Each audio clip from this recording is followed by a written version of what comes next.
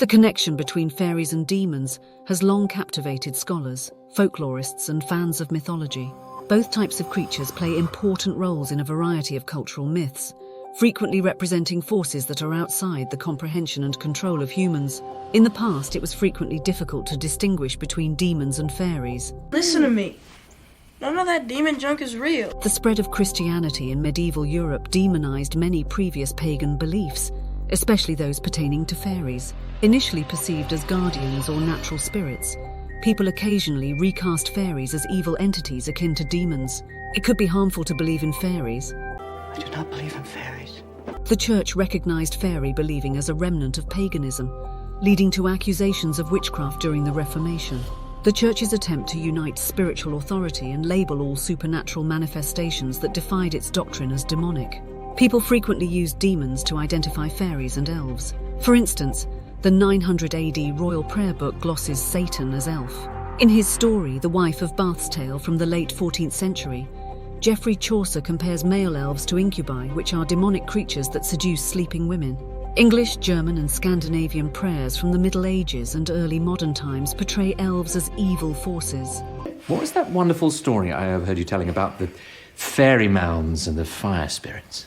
Because traditions about the spirits of the dead and fairy tales are similar, religious Puritans of the 17th century often believed that fairies were wholly demonic. Once a benign household spirit, the hobgoblin is now considered a malevolent goblin. People regarded and punished fairy dealing as witchcraft. Fairies, according to some, were the ghosts of unbaptized children or, less frequently, adults. You give up your soul, you turn into a demon, you look like shit. It was somewhat less common to believe that fairies were the spirits of specific groups of deceased people, such as those awaiting rebirth, those killed too soon, or members of long-extinct races. According to one belief, fairies belonged to the ghost or dead spirit class, assuming they weren't actually dead.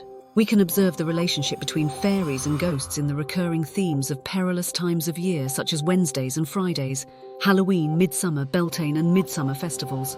Iron repels all ghosts and otherworldly beings just like it repels fairies.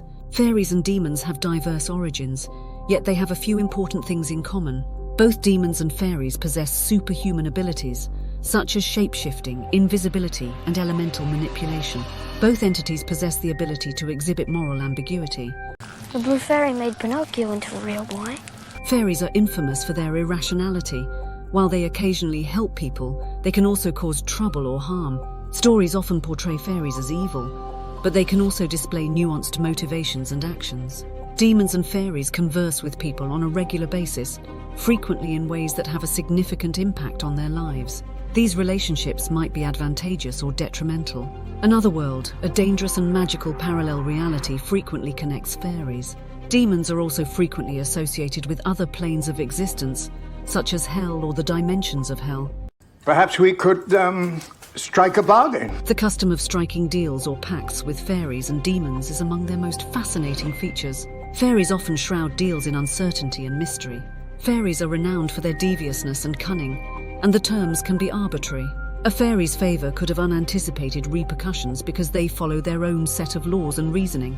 Fairy pacts are mysterious, with stipulations frequently wrapped in enigmas and prone to unforeseen consequences. A seemingly straightforward favour for a fairy could have a hidden cost because their magic follows laws that are beyond our comprehension. These deals frequently entail trades, a song for a lost item, a spot at a fairy celebration for a piece of hair, etc.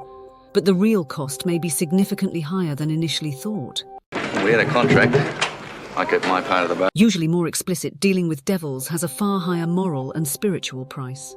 The ultimate price in these agreements is often the soul or eternal damnation. Demons may still trick or mislead, but they are typically honest about the terrible outcomes of their bargains. A well-known example of a Faustian bargain is when someone trades their soul for power, knowledge, or other material possessions.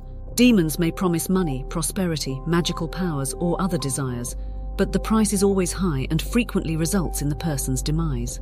Demons and fairies both possess unique supernatural abilities that, when combined, might have devastating effects. Fairies frequently possess skills in magic, illusion, and elemental manipulation.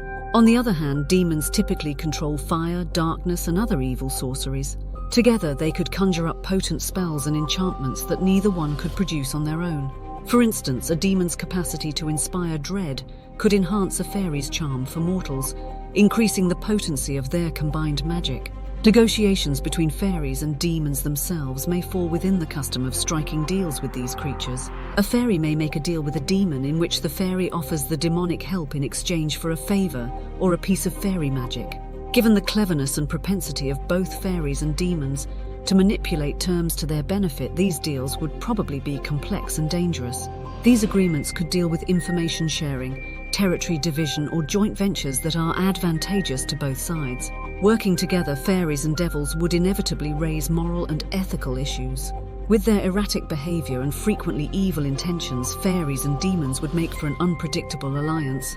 This partnership would provide a more nuanced understanding of good and evil, challenging conventional moral dichotomies.